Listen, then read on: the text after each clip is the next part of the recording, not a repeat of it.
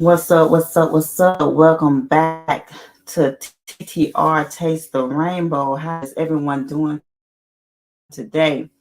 Hope everybody is having a blessed Wednesday. I'm doing great. And let everybody know about how to ask what you want sexually when it comes to being in the bedroom. Taste the Rainbow is a mixture of all colors of the rainbow. So we get into it today. What's going on, T? Welcome to Taste the Rainbow. Thank you for coming through. We always have Watermelon Sugar showing her granted devotion and support. Welcome back, Watermelon Sugar. Thank you both for coming in today. I really appreciate you both. All right. Hold on one second.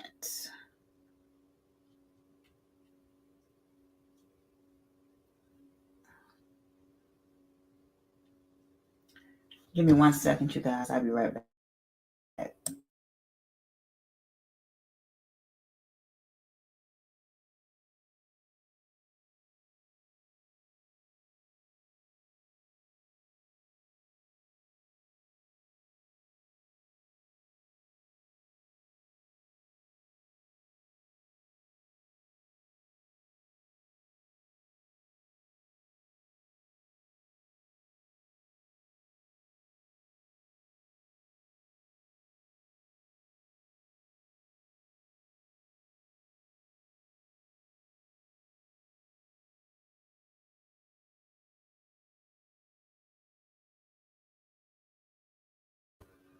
All right, I'm back.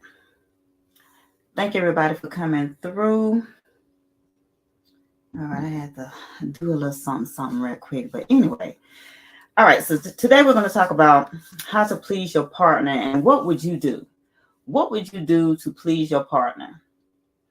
I know that a lot of people will go to certain extremes just to make their partner happy. And a lot of people will be like, nah, I'm not doing that shit. You know, you can go get somebody else to do that. I'm not with that shit. I'm not with it. But I would like to know today, what would you do to please your partner when it comes to the bedroom? So today we're going to talk about it. So how far will you go to please your partner mentally, physically, and sexually? Will it be taking a golden shower? Or would it be sucking on the strap? Or would it be something that something that you're not really into or anything like that, but you will do something to please your partner just out of pure satisfaction that you want to be with that person? All right. And of all else, we always develop good communication when it comes to relationships. That's number one. And that's just as true when it comes to being in love and having sex. So, which is why knowing how to describe what you want in the bedroom is such a valuable skill. Would you or would you not agree? So, piping up about a new turn on or wanting to try new positions can increase the intimacy between the two of you. So, let me know, is my sound good before I even go any further? Is my sound good? What the hell is this?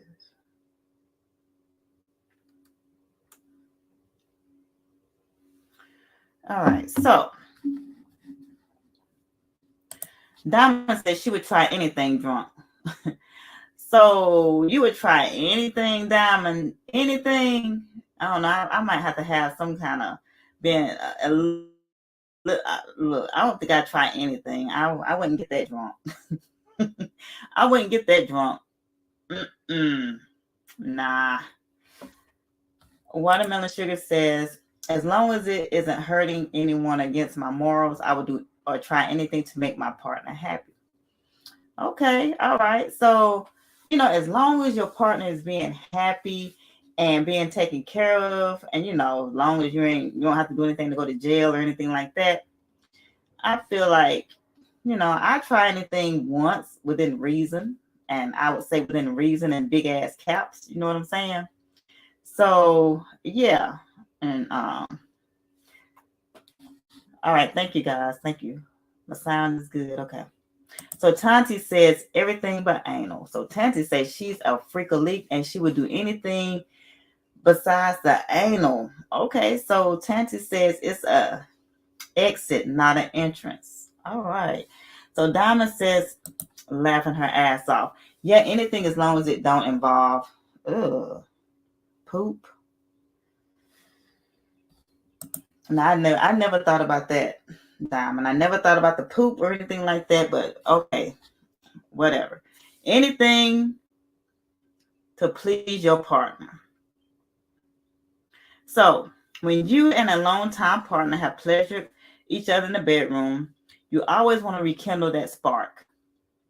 If you're just starting seeing each other, you know that spark is going to be there because something that person did or said is going to, kindle something that makes you want more from that person. Am I right or wrong? So you don't have to be love. Some people think if I ask for it, I better like it. But how do we know we like it if we haven't tried it yet? It's okay if you want to stop midway through if you're not into something new, even if it was your idea. So would you be upset if your partner stopped midway of trying something kinky and it is not all it was cracked up to be? Would you think something different? Would you be upset if, y'all just stop midway and be like, nah, this ain't what it's all cracked up to be? I thought it was going to be something else.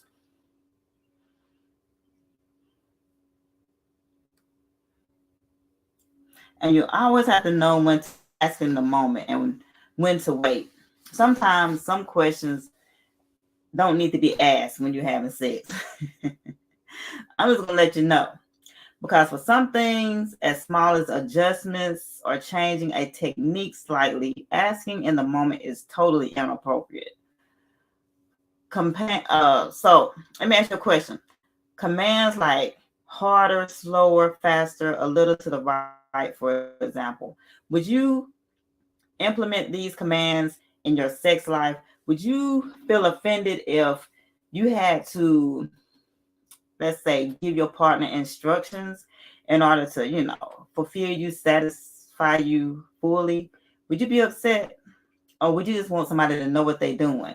You don't have to tell them nothing. Like they can just go strong, go in. You don't have to tell them nothing. You just endure and just love what they're giving you. Or would you be upset if you have to like guide them in? Guide them in and let them know, hey, a little to the left, a little to the right. Oh yeah, that's it right there. Let me know. Let me know. Oh God. Nah, ain't nobody spitting on me. Oh hell no. No spitting, no saliva, no none of that. I will. No. Ain't nobody spitting on beans. That's a negative to the positive negative note. I crossed the line there. Even Watermelon said, she confirming no spitting. Yeah, we'll be fighting. We'll be fighting. That's why when I be watching those movies and stuff and those porns and stuff like that, and they be spitting and they be like, oh, just spit on me. I can't do it. I can't do it. I be like, y'all nasty motherfucker. For real. Because I'm like, oh my God, I'm about to gag. But yeah, I can't do it. I can't do it. All right. Oh, I'm firing off too many. Okay, well, answer then. I'm okay. I'm gonna chill. I'm gonna drink on my cocktail over here. So, y'all answer the questions. When I get in my mood and when I be gone. Watermelon sugar. My bad. My bad.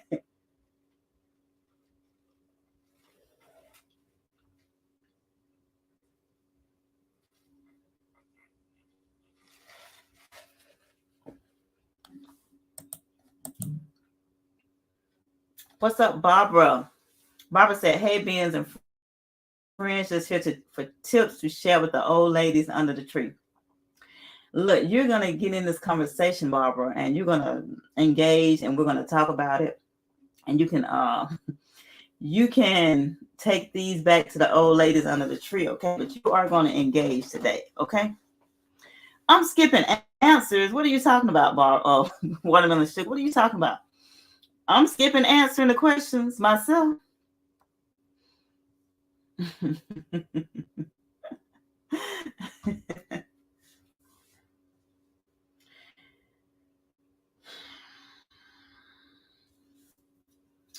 I put it like this. I would feel offended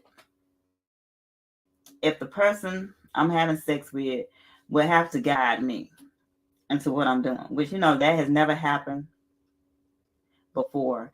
But yeah, I would feel offended because I had watched this movie one time and they called this lady the drill sergeant because every time she had sex with this guy, she was like, left, left, right, pump, hump, pump, left, right.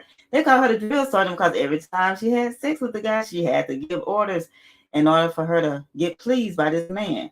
And I'm like, that would hurt my ego for real. Oh Lord, watermelon sugar want the link. All right, I am going to drop the link.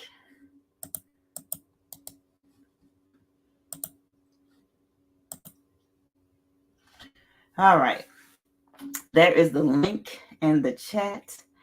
Come on down, watermelon sugar. But yeah, she was giving commands and stuff like that, and I'm like, that would hurt my ego, y'all, for real. All right. Lord Benz, here you are firing off questions so fast. My fingers are flying. And I'm like, dang, I'm answering the questions and she's skipping over my answers. Okay, so go back to the first question. You said, would you be down to try anything? All right, ask me the question. Shoot, let me go back. I'm sorry. Oh, shoot, I probably forgot it. Let me see. You said something about, would you do anything to please your partner in all aspects of the relationship? I think you read my answer to that one. So my answer to that is yes, I would, as long as it didn't, nobody was getting hurt and it wasn't anything against my morals and values and whatnot. I would try anything that my partner suggested. Minus don't boo boo on me and don't spit on me. Right. That's it. Don't spit on me. Yeah. If you feel like you have to spit, then you ain't doing something right. Exactly. Because all of it works just fine. Okay. I would be more worried if you're doing it right, you're gonna worry about, tap the thigh. I need to breathe. I'm drowning. Hello. But that ties into the other question. What was the last one? I done lost my train of thought. So if okay, hold on. No, the one before that. So if I would be upset if somebody said, let's try something, and in the middle of it, okay, hold on, I said that wrong. I would not be upset if somebody said, let's try something, and then in the middle of it, they wanted to stop. I would be upset if they didn't stop me because I would feel like, well, why are you letting me continue to do something that you're uncomfortable with? I would rather you be like, I'm not feeling that. I know it was my idea, but I'm not liking it. Okay, cool. We could do something else. I don't ever want you to be feeling like uncomfortable with something that we're doing. And I'm gonna do the same thing for you. Like if you suggest something and I try it and I'm uncomfortable, I'm gonna say I'm uncomfortable. Right. I'm not just gonna lay there and keep on whatever. Okay, yeah, I see what you're saying. I was going really fast, but okay. So the last question. Hold on. Let me get your last question. Okay. The drill sergeant thing. I think there's nothing wrong with guiding someone, especially if everybody likes different things. Everybody, yes, we have the same body parts, but not everybody likes all the same thing. So gentle guiding or teaching someone how to make you happy, I think is acceptable. And I wouldn't be offended by that because don't let me waste either one of our times. If I'm doing something that you don't like, tell me. Don't have me thinking I'm putting it down and we, doing the thing, and you secretly really ain't feeling it like that. Just tell me. And then tell me, Exactly. okay, well, if you don't like this, what would you prefer I do? Let me know. I can handle the truth. Like, don't waste no time. Let's get down to it. That's what I'm saying. Like, don't waste my time. Like you say, if it's something that that I'm not doing something right, or you just laying there like a bump on a log or whatever, and I'm like, shoot, think I'm putting in work and you ain't feeling what I'm feeling, and like, look, just Right. let me know straight up. But if Mm-mm. you take that to the extreme and you a drill sergeant, I might just pop my head and be like, "Will you shut up? Damn, shut up. Let me get up." Shoot. Because clearly Dang, something ain't working. Auntie said, don't suck her clit. See, some people don't like that. Some people don't like that. Oh man. Okay. Well, she said she didn't like it, so all right. Right. But one would assume that all women would like that. But not all women do like that. They don't. They don't. I just like to play around with you and see what you like. You know what I'm saying? Right. And it's a learning process. Just like any part of a relationship, it doesn't just apply to sexual parts of the relationship. Any parts of the relationship, when you're getting to know a person, you have to it's a learning process, and there's some growing pains. You Mm, have to know figure out what the person likes and don't like. And a lot of times, especially in the outside of the sexual part of the relationship, I personally don't like having to tell you everything. If you can't pick up on what I'm feeling or what sometimes it takes the point out of it, the purpose out of it, when you have to tell somebody to do stuff sometimes. right. You know what I'm Right. saying? Some stuff you just want them to know and just to do. But like I said, though, watermelon sugar, it would hurt my ego. Like, if a female tell me like something like they have to give me commands or something like that, or it would just hurt my ego because I've never been told that before, honestly. Okay, but see, is it hurting? But you have to look at it like this. Take your ego out of it, set your ego aside a little bit.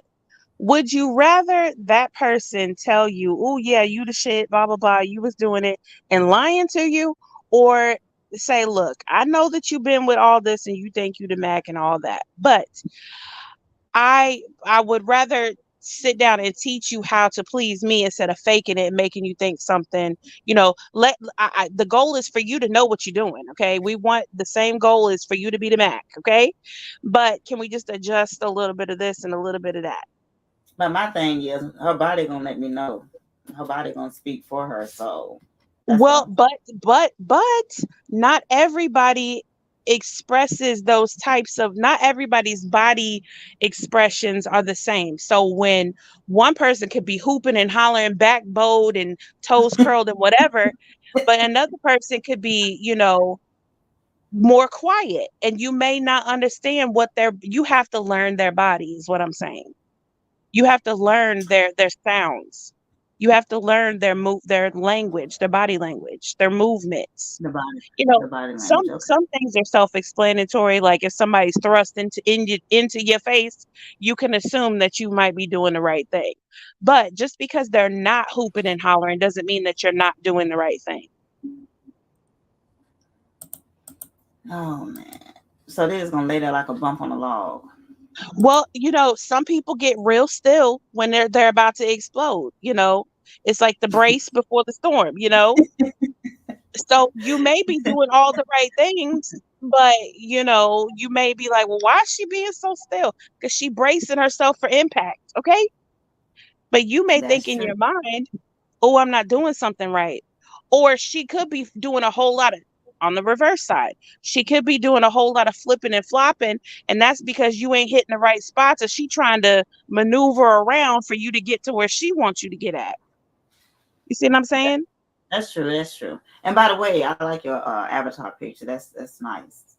Thank you. It, That was a makeup look that I did for shoot, I can't even remember what it was for. That was a couple weeks ago.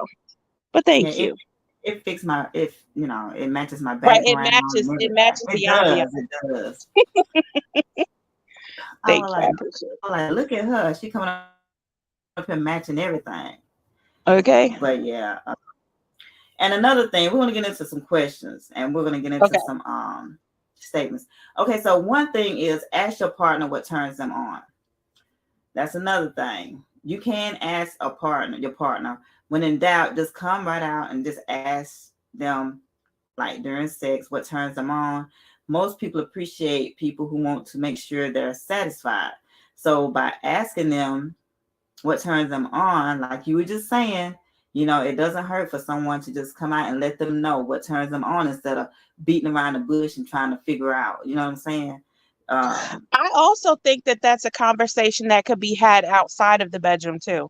Just like, what are your turn ons? What are your turn offs? Because you don't want to be in the middle of, first of all, some people don't like too much talking while they're trying to get down.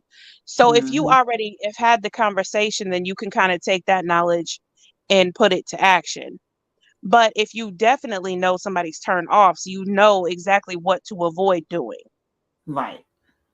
You're right about that. Just like Tanti said, she don't like her clit being sucked. So that's something that, she can say outside the bedroom before they get into the bedroom. So that's like a heads up on what she expect or not to expect. So yeah.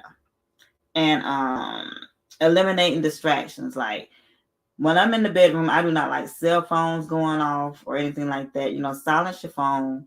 I don't like no distractions whatsoever. So you can chime in on that one if you want to. I think that's a good idea. Like nobody wants to hear their, YouTube apps and whatever going off. But I know there are some people that like to have background noise, like music playing or a TV on. But then there's some people that like to hear all the sex sounds. They like to hear all that. So I guess that's just something that, you would have to talk to your partner about and make sure that both of you are comfortable. Because if it's real, real quiet, that could be awkward too. You don't want it to be awkward and, whatever, but you also don't want, you in the mood and then somebody ringtone go off and it's playing some church music or something. Like that could be distracting. All right, so I don't mind like soft music or anything, some music in the background or something like that. But as far as like you said, social media apps going off like 24/7 and stuff like that, now that's a big distraction for me. So another thing they were talking about was dry humping. Now I've never liked dry humping. Never. I don't even know what they get out of it. I really don't. Okay, so what's your definition of dry humping? Dry humping is dry humping, like humping on each other and just dry humping. Okay, so if I think the okay, so if you're dry humping for like an extended period of time, it's like, okay, this is ridiculous. Either something's gonna happen or it's not. Like what are we doing? But like if you're rubbing against each other before you get to peeling the clothes off, I think that's different. Yeah, I don't mind that, but like this dry hump, like somebody's bone coming into my skin, and I don't want all that. And I think that also depends on the person, because if you got a little meat on you, it may not be so painful. But if you rubbing pelvic bones and y'all both, flat stomached and a little bony, yeah, that might be uncomfortable. Yeah, I gotta have a little meat on them, so all them bones won't be poking into me. For real. I mean, look, I'm not trying to start no fires, not like that. So we can rub up and do whatever, but we got to get to the get down or get off of me, because you ain't finna rub no holes in my clothes and none of that. But yeah, when I came up with this idea, I was like, well, how far would people go to please their partner? And a lot of people will go to the extreme to please their partner, especially if they really love each other and they really, down for each other. I'll try anything once. I will, except for that. Let me ask you a question.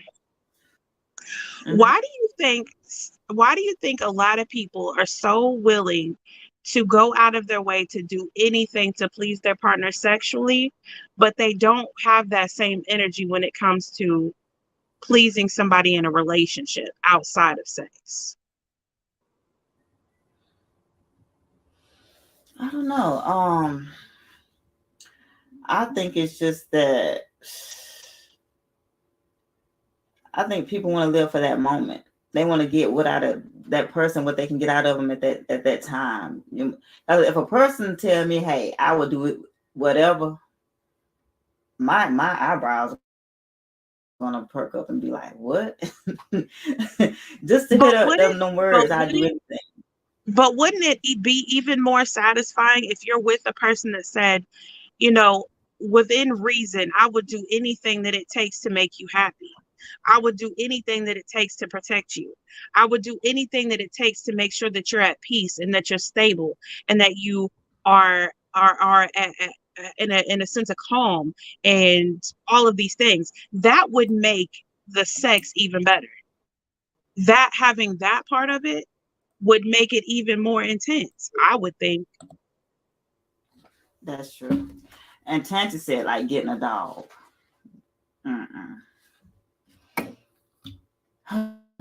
What would you do to please your partner? She said, getting a dog. So I guess if you take the sex out of it, anything else will apply.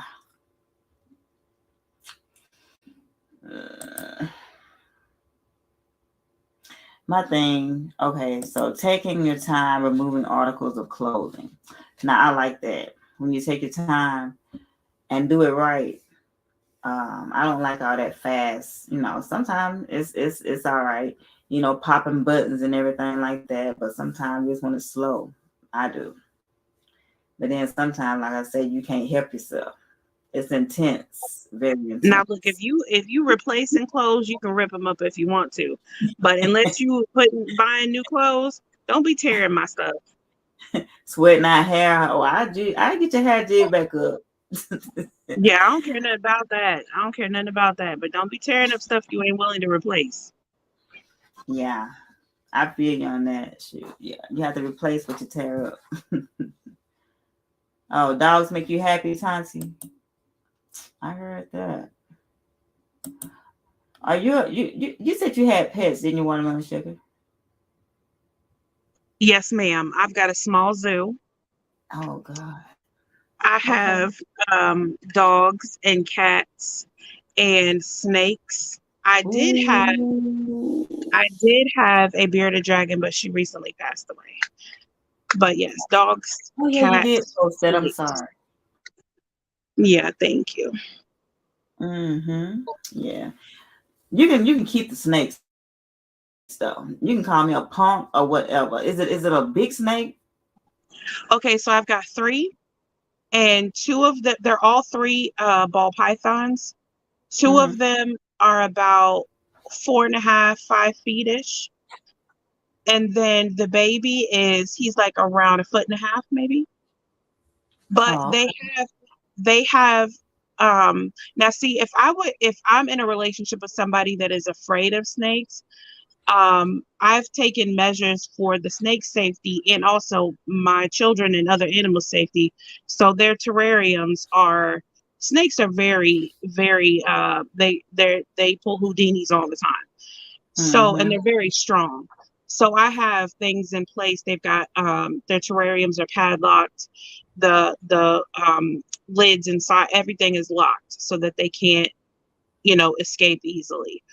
But if I have a partner that is afraid or just doesn't want to deal with them, I would make accommodation for my partner as far as my pets go, but I would not get rid of my pets.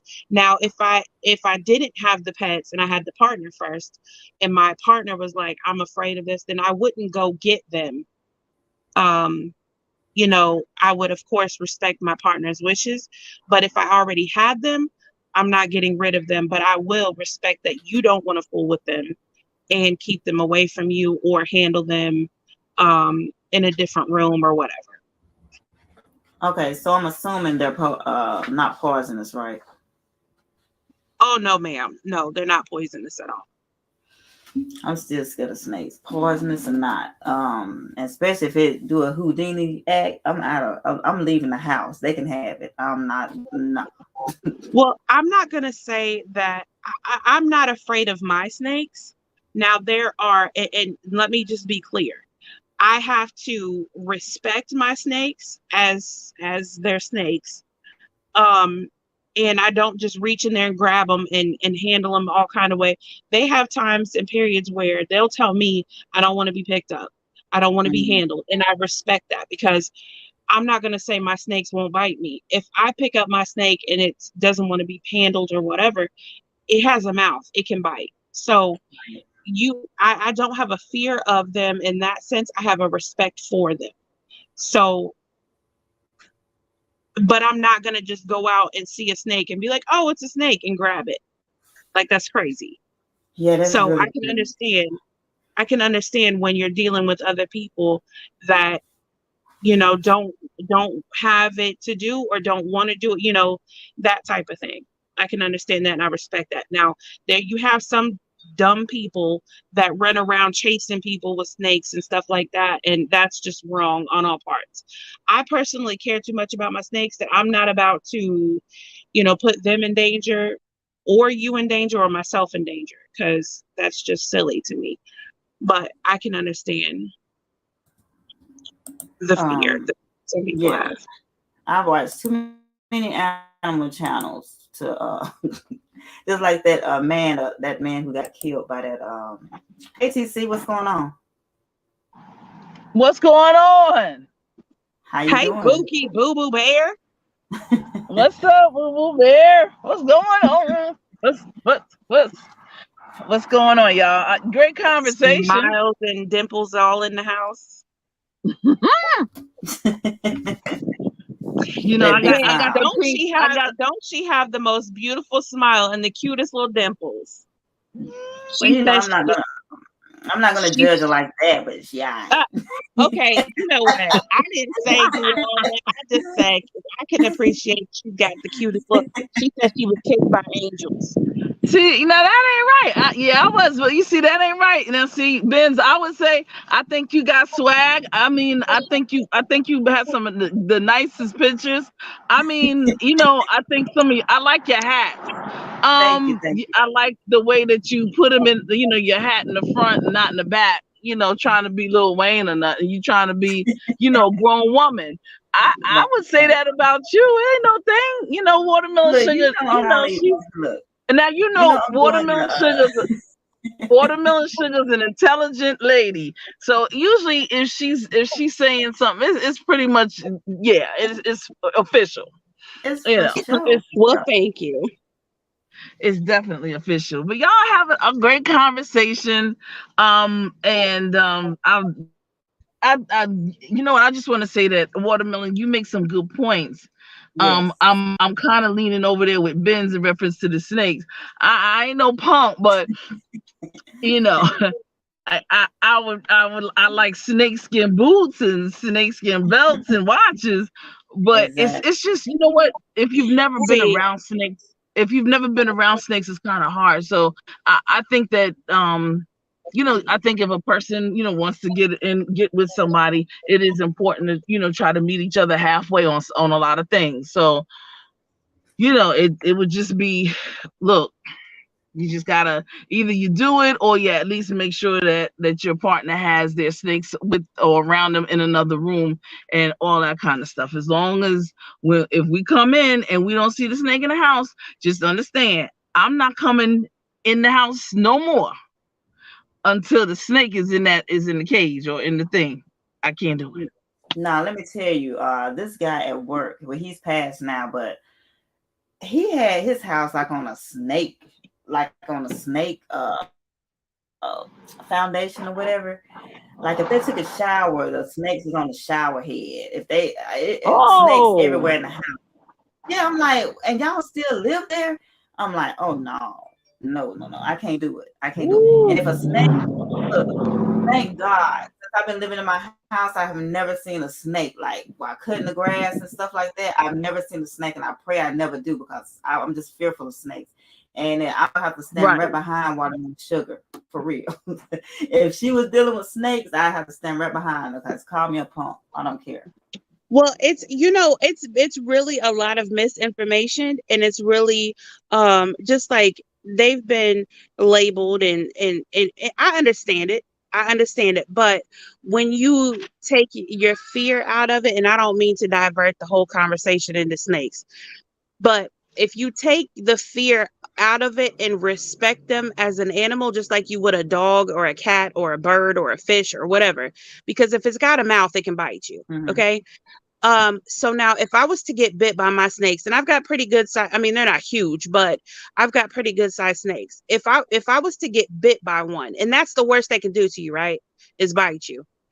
That's the whole fear. You don't want to get bit. It wouldn't, yes, it would be uncomfortable, but it would scare me more than it would hurt me physically. Now, Right.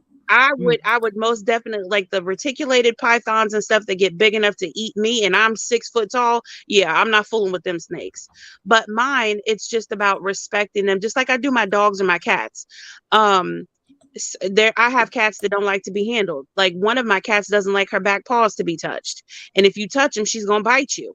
It's just about knowing your particular animal and respecting that animal's, space, and learning how to properly take care of them while also, giving them love and receiving the love that you need from them. It's just all about being educated and being aware.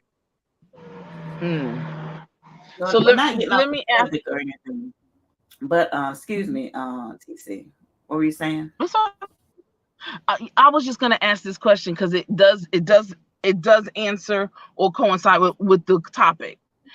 Okay. As I hear you, Watermelon Sugar, say that you know your animals. Okay, one of your cats doesn't like her back paws. Maybe one of the other cats doesn't like to. Different things. Isn't that the same way as we as people in relationships and, getting intimate with each other, knowing our places, knowing what we like and knowing what we don't like, and, and those kinds of things? Is it not that we're, what I'm saying? Is it like It's just the knowing? same process. Yes, it's the same process. Concept. Like Okay. you have to get to know a person that you're with, their body, their personality, their pet peeves, their bad habits, their little quirky ticks. Like it's a lot. It's a lot. And I think that when it comes to animals, we're more patient with animals because they, one, can't talk back, and two, are more apt to, love you unconditionally no matter what your particular flaws are. As long as you're feeding them and all that kind of stuff, they're pretty much like down for whatever. But with another person, you have to not only learn them, but they learn you. And in the process, like I said, there's growing pains, and sometimes you have to weigh out, okay, I don't like this. This may be a deal breaker for me, but we're compatible on so many other levels. Is it something that I'm willing to compromise on, or bend my own rules a little bit, or, is it something I absolutely cannot deal with? So it just takes time and effort and patience and the willingness. I think more than anything, it's just the willingness. If you're willing to be patient with somebody and learn their body and learn their habits and learn, their triggers and all of those things, I think that is what makes the bonding stuff even more pleasurable and intense on not just a physical level, but a mental, emotional, spiritual level as well. Okay. All right. Well, listen, I'm gonna go back down in the chat. I'm listening. I just wanted to make that correlation because I hear that, and I think that's opening us all up to a lot of different things. Our pets, different kinds of pets, and some of the animals may not be as bad, as we think, and our fears can come down a little bit. Maybe, just maybe, it's gonna take time for all of us. But anyway, thanks a lot, Benz. I appreciate you, bro. Oh, you're welcome, yeah, thank you so much. Have a good day, Dimples. Be safe. All right, thank you. I will. Have a good one, y'all. Peace. Thank you, Watermelon. Y'all, you too. Bye bye. All right. All right. So okay, so when it comes to your emotions, don't forget to communicate and advocate for yourself. Okay, so remember, when you're all there together to enjoy each other's bodies and have lots of pleasure, if something is making you feel uncomfortable or strange, stop what you're doing and take a beat. You can simply say, "Babe, I'm feeling a little strange. Can we out?" I know some people who get mad about that. They don't want to stop. They asking you what, why, and how. You know what I'm saying? They don't have no kind of remorse or no emotions or nothing. They just like Well, want to just go all on in. Then they give it. That's why you have to be with somebody that cares about, you as a person. They're just trying to do whatever they want to do so they can get theirs. That's not somebody that cares about you.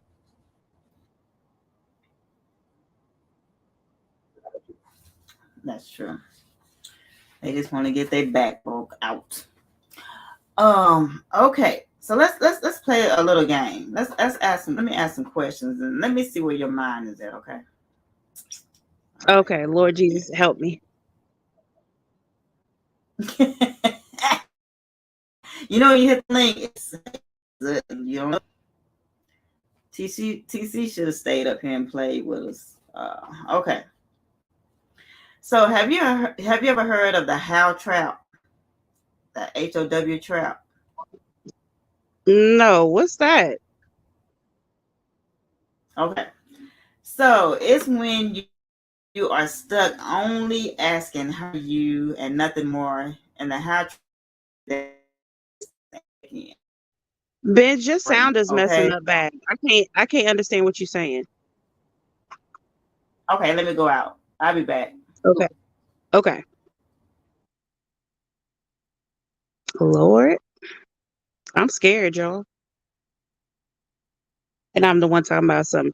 Drop the link. You firing off the questions too fast. Are y'all keeping up?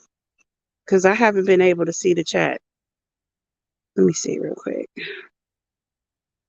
Hey, sweet one. I think I spoke to everybody. All right, hold up. Say something else. Hello, how are you doing today? Okay, that's good. Okay. So the how trap is when you are stuck only asking how are you and nothing more. And the how trap, you get caught up in day-to-day logistics and check-ins. So this is boring, and put simply or in layman terms, I don't want to know just how you are. I want to know who you are. So you are in the how trap if most of your questions start with how, like how are you, or how are the kids, or how are you feeling, or even how was your day. These are only touch the surface. So you don't make eye contact while you speak. You are doing the dishes, driving, or cleaning up the house when you speak. This means your attention is not going deep. Not giving eye contact and asking how questions. You rely on social media to post things or check in with people. Do you feel like you already know everything that is going on in your people's lives because you follow them on social media? You follow them on social media, but you're not asking them in person how they're doing, but you just follow them like on Facebook or on YouTube or something like that. That's the how traps. I learned something from that too because I didn't know what it was either.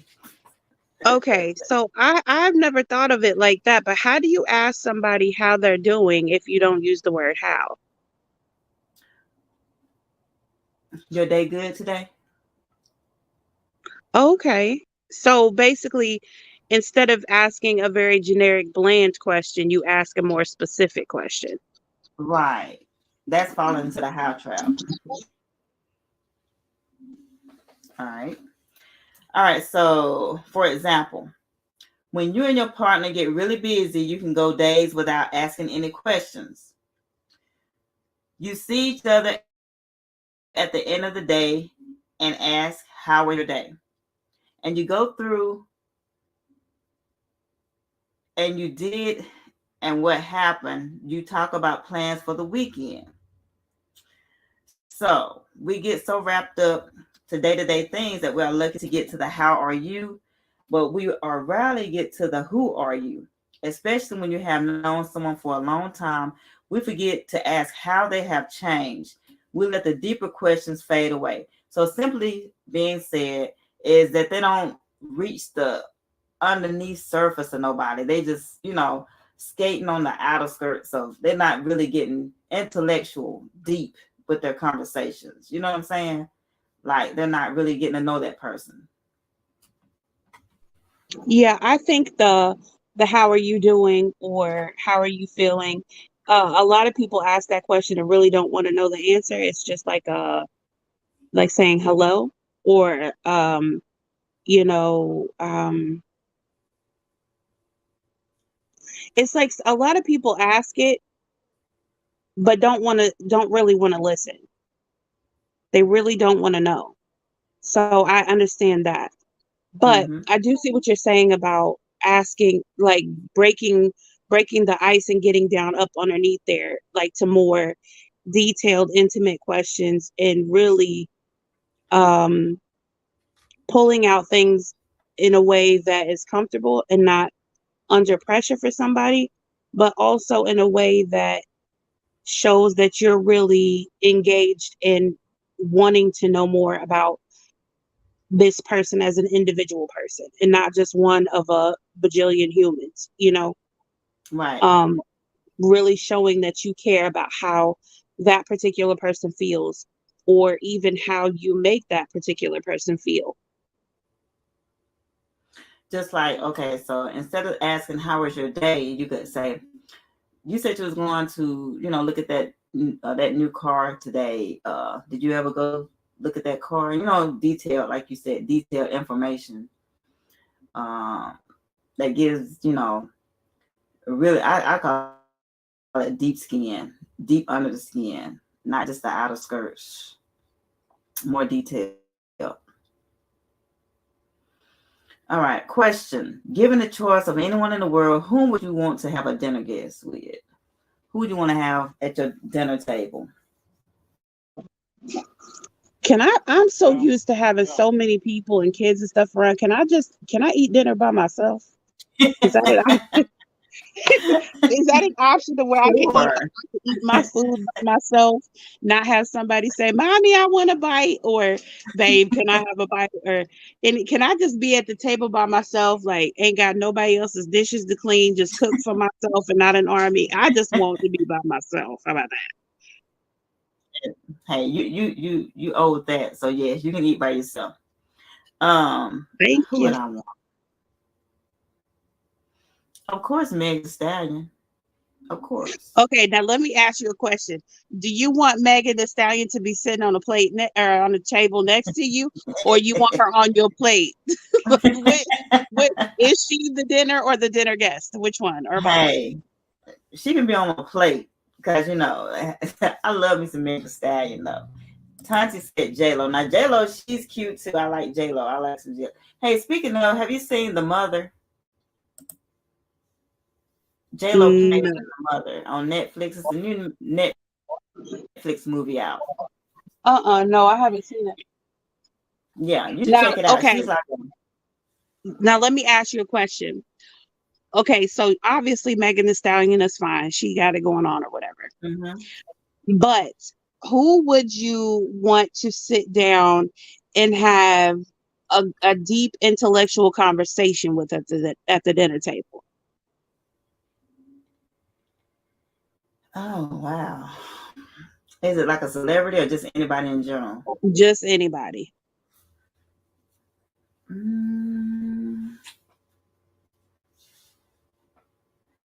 Oh no, that's a hard one. No sex involved. Just genuinely want to spend some time with somebody with no expectations, just good conversation, good food, that type of thing. TC said Michelle Obama. Now that's a good one. Okay, but which question? You want her on your plate or sitting next to you in a chair? Which one? I mean, she can sit next to me. I would really like to get to know her for real. Okay, so let me ask you this. If you was eating dinner with Michelle Obama, what would you ask her? What would be your non-how questions that you would ask? Well, let me not say a bunch. At least just like 3. Just one question. Can I just get one? Okay, we'll do one. Okay. I would ask her why she wasn't running for president. I would like for Michelle Obama to run for president. Come on, Benz. Be original. Now, you know a bajillion people done asked her that question. I'm serious. Okay, I would ask her, has she ever Has she ever what? I would ask her, has she ever thought about being with a female? Okay. Or has she ever been female? Yeah. Look at sweet one talking about Method Man. Oh yeah, Oprah. But I like the old Oprah. I don't like the new Oprah. I like when she Hoppo beat me. I like that Oprah. I don't like. When Oprah first came out with her celebrity show or whatever, I like that Oprah.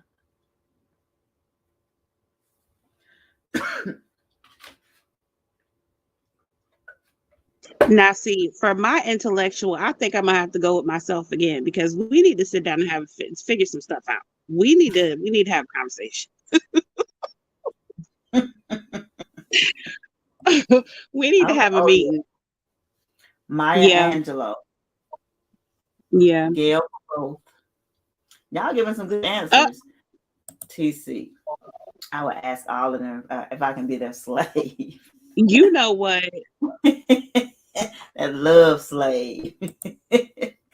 She's a mess. You're like stiff Mary J. Blige, Tonti. Okay, hold up. Tonti, is that how you say it, Tonti? Do you want Mary on the plate or in the seat next to you?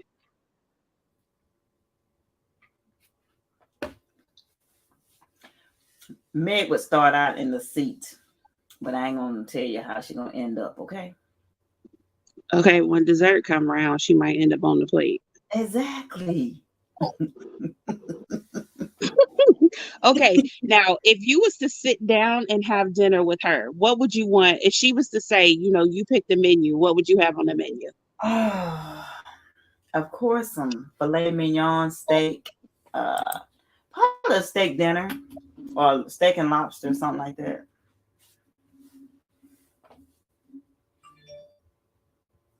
What would you have? I don't know. I'm weird about my food. I don't get like the whole fancy wine and dining and stuff. It just depends on what mood I'm in, honestly. Because I like steak and lobster and all that's all good. But if I'm feeling like eating macaroni and cheese with some chicken chunks in it or something, or I love me some shrimp tacos. It just depends on what mood I'm in, honestly. That's true, because you know what? I think Popeye's got the best macaroni and cheese. What's up, You just couldn't help yourself, could you? Just couldn't help yourself. She just couldn't help herself. Yes. So I would have to go watermelon because I would be eating watermelon. I would like to see how they would take me eating watermelon like a banshee, like a little glutton, all that. I want to see if they can handle it. You see what I'm saying? Are you talking about the actual food or are you talking about me? See there? You see? I see it. I mean, you ain't got to answer that. You ain't got to answer that. You ain't got to answer that. Plead the fifth. Plead the fifth. Plead the fifth. Thank you for the question. I would take them on a date. If I were to take them on a date, I would probably have to take them to the hood. You know? I would take them to the hood to see how they fare, how they, how well they can, handle, a little, issue stuff. A bullet or two. Yeah, a bullet. Yeah. Yeah. That kind of thing. I want to see how they handle that. It's any woman, actually. I just want to see how they handle, confrontation and all that other kind of stuff. And then, that kind of thing. Yeah. Right, Yeah. right. Take them to the basketball Shoot, court. See how they, uh-huh. see how they do. If they Now, say, see, put if up Sweet One. Oh, there you if they go. say Read touch, that, if they TC. say, huh? Read Sweet One's question. That's a question. The sweet one come in with a Read dissertation. the screen. She Oh, said, I would ask Maya, in the space of silence, where does the voice you hear within come from? damn. Oh, Now that's a Sweet One is question. so deep. Yeah, Sweet One is deep now. She's deep. Yeah. Her and Watermelon Sugar, man, they just, God. Okay, I would ask Maya in the space of silence. I'm going on mute. Wow. Yep. Now that's the conversation. That's some beneath the surface type stuff. That's what I'm talking about. That's something. Right. I like questions that require you to stop and think. Right. Like to Yeah. actually stop and think with no pressure to just answer. An actual thought process instead of a reaction or a knee jerk reaction or a just a quick response. Like actually think about it. Take a minute. Let it sink in. Process it. Right. All right. Well, here's another question. Okay. If you could wake up tomorrow having gained one quality or ability, what would it be? Oh, goodness. Just one? Ooh. I would say balance. Balance. That's a good balance one. In all aspects of my life. Balance. Mm-hmm. What do you think, TC?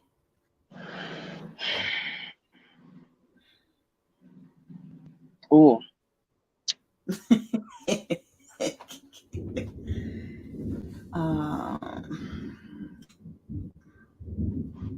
Oh, it's thundering here. Ooh. Yeah, because it's like, well, balance is excellent. I think on all levels. Excellent. It's excellent for all, for everyone on all levels. Who doesn't want to acquire balance? Mm-hmm. Who wouldn't want to, still have, here's my thing. And this is the reason why I like balance is because it's not giving up everything about you, but it's also ushering in, some newness and saying, hey, you can better, hey, don't get rid of everything about you. That's why I love you, for real. But, just take it and make it better or make it, something else. And that's the balance. Yeah. And that's the balance. I mean, I would have to go with balance. Ben's Watermelon Sugar. I would have to go with what Ben said. Balance. Yeah. Right. Absolutely amazing.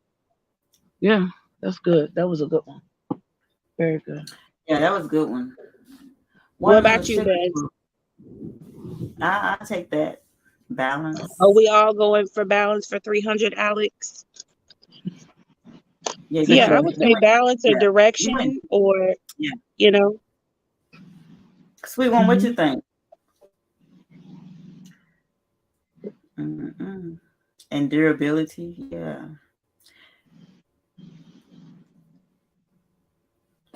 All right.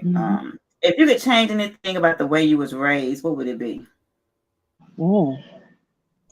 Honestly, with that one, I wouldn't change a thing because it has molded me into the mother that I am. And I wouldn't sacrifice that for anything. I would 100% sacrifice myself in every way in my childhood to make sure that I was the best mother for my children that I could be.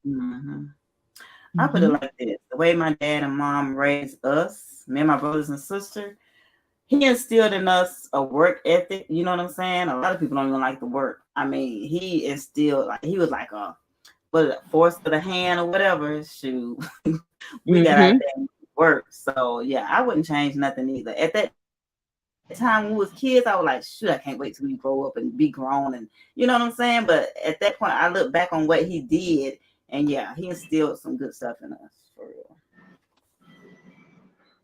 Being raised, yeah. I wouldn't change a thing. I agree with y'all. Now, there's some things I would Yeah. like to have changed in my adulthood. So, as far as being raised until adulthood, my parents, I wouldn't change anything. But there is one thing that I do regret. One, one thing, Do you one care thing. to share? Sure, sure. I really wish I had had children.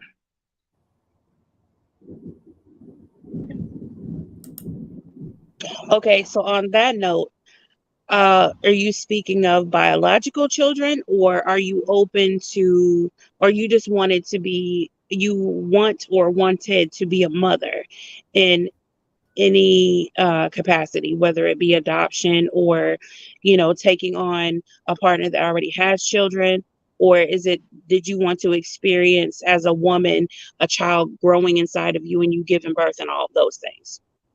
Exactly that. I would like to have had children biologically, experience the growth inside of me. Yeah, I would love to have, really wish I should have, I really wish I could have done that. I mean, I could have done it. I really wish I did it. Yeah. Hmm. Mhm.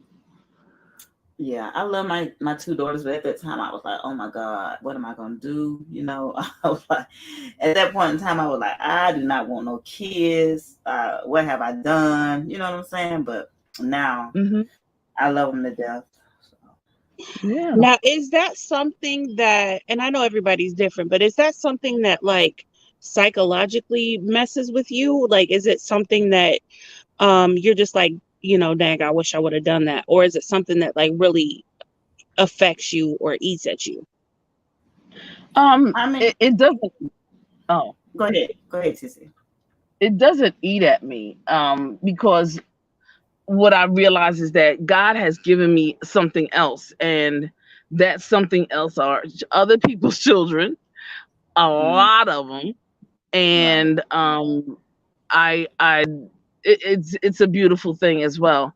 Nothing at all compared to, of course, having your own and things of that nature. So, um, I said I really wish I had done that, but I didn't. It doesn't eat at me because God has allowed me to sort of live vicariously through other parents and their children. People bring children to me all the time. So I appreciate that. And for that, that's why I really take children.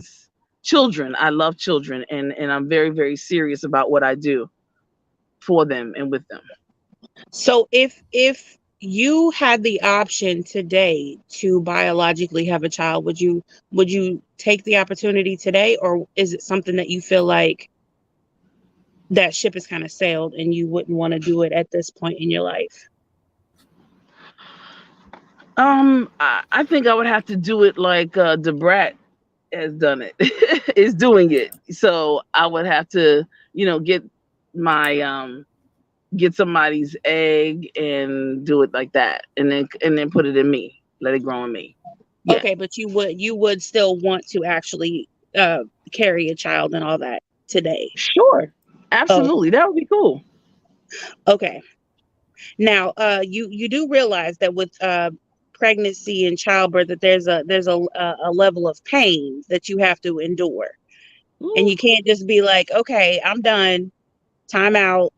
Where's the button? A check, please. You just Right. have to deal with it, right? really? Yeah. Right. But yeah, Right. well, yeah, I get it. I get that, and I also understand that. Yeah, you're right. You're right. You're right. It's a lot of And then one thing, responsibility.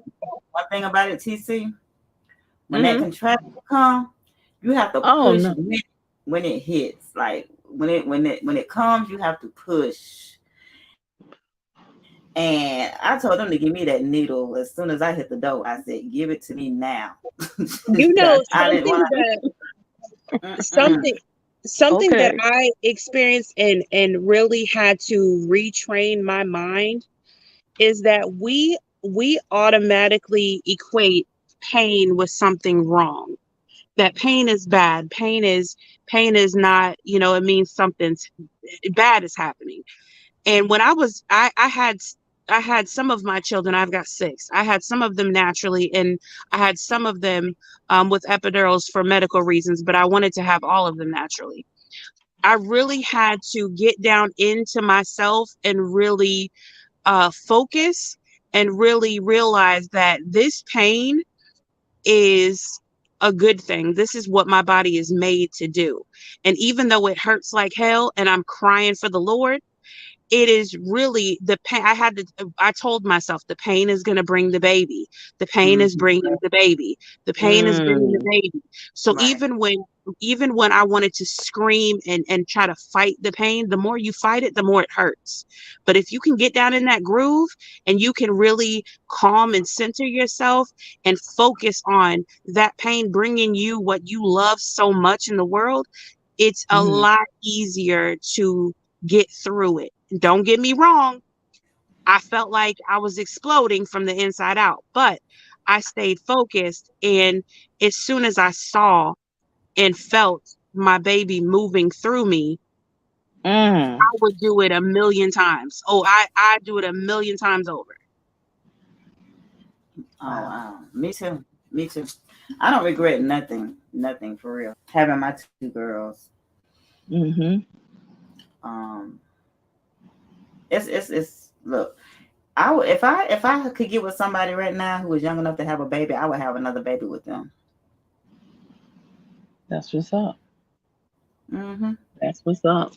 I would honestly, if I was with the right person, I would have as many babies as the Lord would allow me to have, because it's such okay. And I know you can probably understand this, Benz. It's the most rewarding thing that you could ever experience in life. But at the same time, it's the most heartbreaking, it's the most stressful, it's the most worrisome, it's the most overwhelming emotional process that you could ever go through. And it's never ending. It's lifelong. It's a roller coaster of emotions, because this thing, you love it so much. Like from the minute you find out that when that test comes up positive, you're like, oh my God, I'm in love, and then you see them. And then when you see them, it's like all you want to do is protect them and shield them. But you also want them to grow and flourish, and you want to give them the world, but protect them from the world at the same time. And then they get older and then they test you and you be like, look, I'll fight you now. And then you want to protect them from all the bad decisions, and you want to protect them from all the bad things in the world, and love them and beat them and all of the things at the same time. It's just so, and then you get to a point where you have to let go. And it's like, God, how do I let go of this thing that I love and would literally protect with my life? Like, how do you just let go? It's a struggle, but it's the most rewarding thing that you will ever experience in your life. But you know what, Watermelon Sugar? You know that saying, I brought you into this world and I will take you out. I live by those words. Right. But let me ask y'all a question. Now, I don't know if y'all believe in the Bible or not, but when it came to Eve biting that forbidden apple, now they were saying that she was the one that caused the pain and everything, and people seeing the nudity and everything when it comes to pain and women. And she just, because before she bit the apple, didn't nobody see the nudity or, wasn't no pain. Everything was, good. But, the serpent came along and tricked her into eating the apple. Then their eyes was opened up and, everything changed. Do y'all believe in that? No. I believe for me, I believe that her whole interpretation has many fallacies in it, because of people who don't understand the birthing process. The thing that Watermelon Sugar said about pain and coming in, and just a couple of other things. The whole interpretation of the Adam and Eve story is all reckless and deceiving, and it puts a guilt trip on women, especially. I would like to think that now I believe in God and all of that. But I also always keep in mind that the Bible was written by humans. So there, of course, it just that being said, there has to be some inconsistencies or facts mixed up or whatever. But I do also believe in balance, and I believe that with good comes evil, with right comes wrong. What would good be if there wasn't bad? You know what I'm saying? What would light be if there wasn't darkness? There's always a base of comparison. There's always an opposite. There's always there has to be a balance. There has to be. It's like it just has to be. How would you know what good is if you didn't know what bad was? How could you? That, right? Right. How could you appreciate anything for being good if you didn't have an appreciation for things being bad? I know that, one may be more comfortable or more easily accepted than the other, but to have one, you have to have the other, in my mind anyway. That's just my opinion. And I really don't see how it's possible to grow a child and push a child through your body without there being some level of pain. For others it's worse.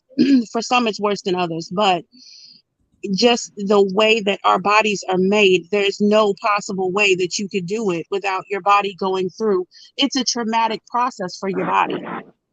Right. So for there to be no pain, I feel like that would be of course, there's medical advances to where we've, medication and things where you don't feel anything, but that would be unrealistic. Right, but at its natural form in raw fashion, it's a painful process. It is. Well, I couldn't believe somebody's coochie could get that big. I'm like, what the hell? I'm serious. 9 centimeters. Oh my God. It's 10. You start pushing when you get to 10. It's 10 centimeters. Yes, 10. Oh my God. Girl, I'm getting ready to faint. Oh. No, you can get a dog named Benzie. Girl, you crazy. No. They're down here in the chat. You know what? Oh, having a little. Okay, having a little Benzie named Benzie Boo. Oh, that would be. That's so a cute name. That's a cute name, Benzie. Oh yeah. No. That would be. Benz is like, don't do me. Don't do me. Do not do me. For real. You know, right, watermelon sugar. Oh, let me just say this. Watermelon sugar described something a long time ago. I think I heard you in somebody's chats describe how you had one of your children. And I do think that the Western civilization, or lack thereof, has a way that it makes it more painful for a woman to have children. Meaning that, you being on your back the whole entire time. Some women may be better sideways. Some women it may be better if you just, I don't know. I heard you describe it, watermelon sugar, and so, I just think that was very interesting to have you saying, the way that you said it. Anytime that you don't let gravity work with you and you're working against it, it's going to be more painful.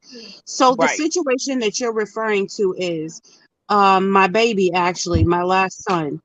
I was, doing it all natural, and the doctor came in and said, lay on your back so I could check you. And I wanted all that to be kept to a minimum, just because I feel like I don't want your hands or gloves or anything in there, because this is my baby.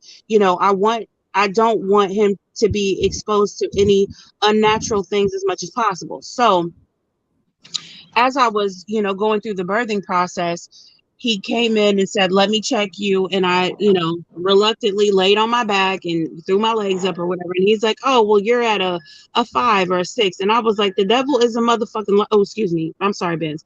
The devil is a lie, because I can't go through this much pain. He was like, well, you got a few more hours. I said, that's a lie.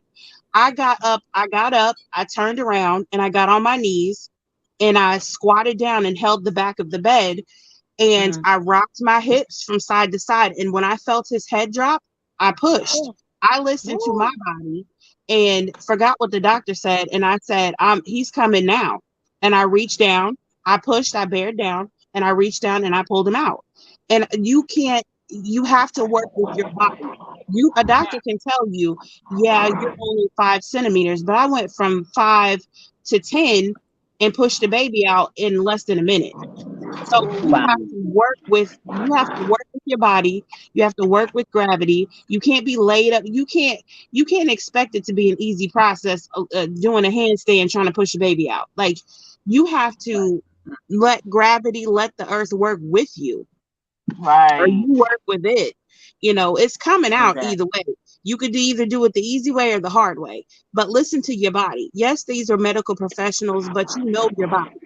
If you, and like Vince was saying earlier, when those contractions come, you have the urge to push, and you push with them.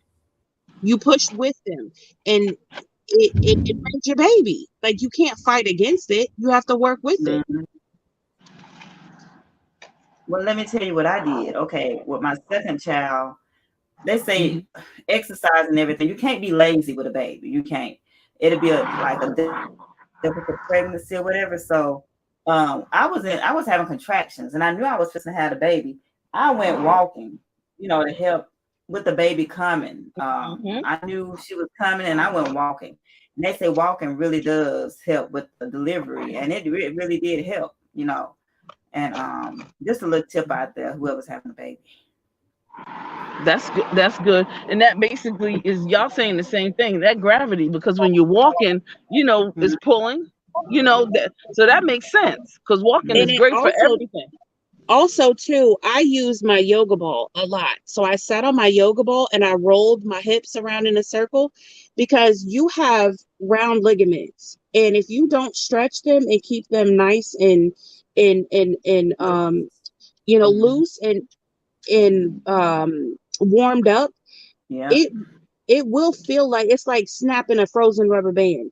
Like you have to keep your pelvic area loose and open and make it as easy for your body as you possibly can to push that baby out. If you don't exercise, if you don't move, if you don't, you're just making it harder for yourself. So that yoga ball, I'm telling you, I was on that yoga ball and I was rolling my hips, rolling and rocking and rolling and rocking, because it not only loosened up my round ligaments, but it loosened up my back muscles, my pelvic muscles, everything was more limber, so that I was able to have. Now, don't get me wrong, it's still gonna hurt.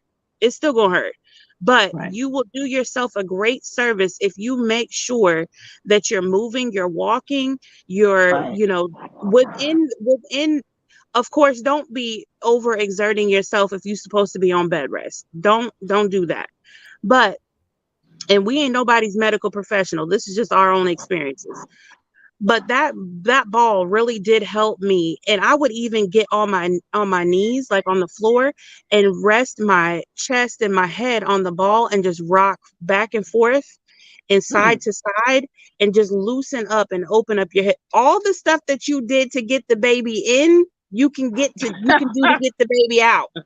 Okay, so all that riding and grinding and twisting and dirty winding, all that, you can use that to get the baby. Dancing is a good one too. When you dance when you're pregnant, that's a good way to get, your body, lubricated and loosened and, ready, prepared for the birth. Okay. Like they say, grinding, winding, like that. No. Okay. Yeah, the rocking of the hips and the rolling of your hips and stuff. So like if you think about it, if you riding somebody, right? You're rocking your hips, you're rolling your hips, you're doing your thing. Just like when you're dancing, they do the same things. The same things will help get you loosened up to where you can make it easier for the birth. Also, too, I was told by a medical professional that when you are in labor, a male-female relationship, that semen actually helps to ripen your uterus for when you are close to labor. Yeah. Yeah. Okay. That's what. Yeah. My mother believes in that. And orgasming too will also help. The contraction of all of your parts when you orgasm, that helps too. Wow. I tell you, these questions wind up being way deep and scientific. This is good. But I'm gonna go down. I just couldn't. Oh, Benz just said be right back. Okay. Hold it down. But yeah, so we'll hold it down until she gets back. Watermelon sugar. Says the devil is a watermelon sugar. Said the devil is a lie. I know that's right. I'm sorry. You know I'm animated. I'm trying to. You know what would be really cool for me me individually. I think if I was like a birthing coach. Now, I don't want to go through all the medical school and be nobody's labor and delivery nurse. I don't want to do all that. But what about midwifery? But that's what I'm saying, like a midwife or a birthing coach or just somebody to help you, get to your focus, get to your focal point to help you when you're out of control, bring you back, because sometimes the pain can get to the point where you kind of lose control a little bit. And if I could just be somebody to help bring you back and recenter you and encourage you and cheer you on and, be that, because a lot of times partners, when they see their significant other going through the process, it's shocking because you don't know what to do. You don't want to do the wrong thing. You don't like to see them in pain. You don't want to, you really kind of feel helpless because it's like, what do I do? There's nothing really that you can do. But as a woman that has been through it, both medicated and unmedicated, yes, a doula, I think that I could get with somebody on that level and really, everybody's experience is different, of course, but really get into someone and say, look, focus on me, breathe with me. Just block out. If I had somebody in my face that was just like, focus here, block everything else out, block the noise out, block the sounds out, block the smells out, block the light out, block everything out. Just focus on me and get through it together. Rock with me, breathe with me. I'm here. You're fine. Your baby's coming. You're doing great. Just keep going. You're almost there. Just keep going. I just think that would be very helpful for some people. Now, some people don't want that, but I think that would be helpful for some. Absolutely. That would be great. What's a doula? Basically what I said, like somebody to help you through the birthing process. Yeah. Okay, so it's not just the midwife, because the midwife is at birth, but it's like the doula is there throughout the entire process. Right.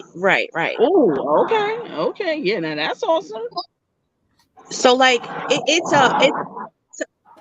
it's literally a process to get into, because there's levels to childbirth, there's levels to labor. So at the very basic level, you may have some pain, you may not have some pain, but your body, whether you realize it or not, subconsciously or whatever, your body is in a process of preparing to evict this baby, for lack of better words. So it's a process, and it doesn't just boom, you're in, go from 0 to 100. Now it happens quicker sometimes. But it's a gradual thing. It just doesn't just go from boom, you're in labor, and then you're pushing out a baby. This could last for hours, or in some people's cases, it can last for days. But oh my God, to have somebody there from beginning to end, I think is important for some people. Right. That makes sense. Makes a lot of sense. You back, Benz? Yeah, I'm back. Thank y'all guys for holding it down for me. Not a problem. I'm driving, but I'm listening, y'all. Okay, I'm getting ready to go back in the chat. We'll see you again. Yes, indeedy. She'll be back. See, man, you ain't right. See, look. But am I a lie? That's the. Ow. I might not be right, but am I a lie? TC We'll says, see when you come back. but nah, I'm gonna have to shut it down. I had to get some sleep before work though, for real. But I enjoyed the conversation. I always enjoy having conversation with you, Benz. Always. Oh, yeah. It's always Look, it's I always hope you have a good night at work. Thank you. I appreciate you. And thank you for being a mod for me. You know, I just mod you up. I don't even ask. I know, right? Just disrespect. Hey, this is good, and I'm sorry. All right. Well, I'm gonna hop down. Thank you for the conversation and have a wonderful, safe, blessed night at work. And I will see you the next time you come around, okay? All right, thank you. All right, bye-bye. Bye. All right, everybody. I would like to thank TC and Watermelon Sugar for gracing my panel today. Great conversation. You know, I like when, you know, you start on one subject and one topic and you get, you know, on to something else. That means you're having great conversation. You know, you're not just limited to one thing. Like, you're engaging around a lot of topics, and I really, really like that. Appreciate them too. Thank everybody for coming through. If you're not hit the like button, please do so. And with that being said, I'm going to call it a night, and God bless you guys, and I'm out.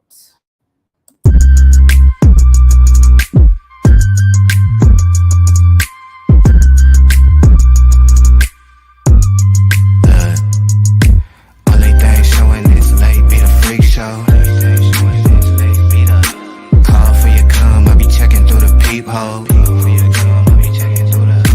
Everything closed, it's late, but your contact. Hit her, catch a vibe, you might catch a little contact.